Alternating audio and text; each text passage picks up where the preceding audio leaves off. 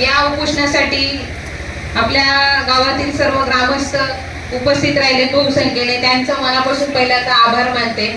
आणि हळूहळू हे उपोषण आपल्यासाठी अधिक वाढत जाणार आहे। त्यामध्ये मी नक्की सांगते काका की आपल्या महिला सुद्धा मोठ्या संख्येने सहभाग घेणार आहेत, त्यांचा आज मी प्रतिनिधित्व प्रथमतः करते आहे। खरं तर आपल्या शेतकऱ्यांच्या बाबांच्या डोळ्यातून आज अश्रू दिसत आहेत, का म्हणून ही वेळ आली आपल्यावर। आज 9 उपसिंचन केल्या, जवळजवळ 7 कोटी आपल्याला खर्च झालेला आहे। शिवाय स्वतःच्या खर्चातून आपण केलेले आहे, कोणत्याही सरकारचा आर्थिक फायदा न घेता आपण आपल्या स्वतःच्या हिमतीवर केलेले आहे।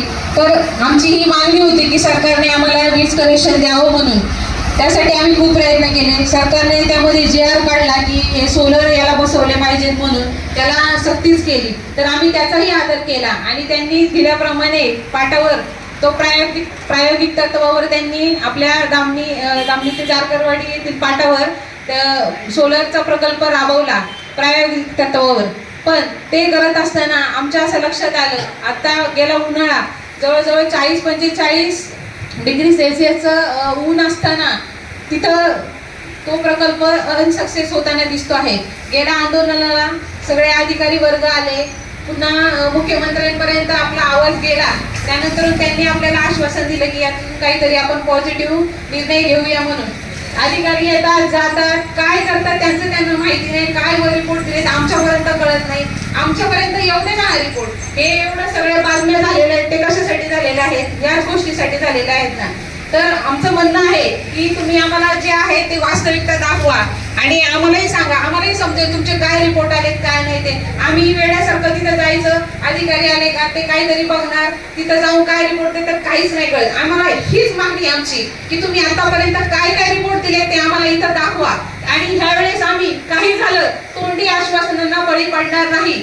आम्ही आता जोपर्यंत हातात कागदपत्री येत नाही तोपर्यंत आम्ही इथून उठणार नाही। आणि आमच्या महिला सुद्धा थोड्या दिवसाने जर नाही झालं काही तर आम्ही सगळं कुटुंब घेऊन इथे येऊन बसणार आहे, जोपर्यंत सरकारला जाग येत नाही तोपर्यंत।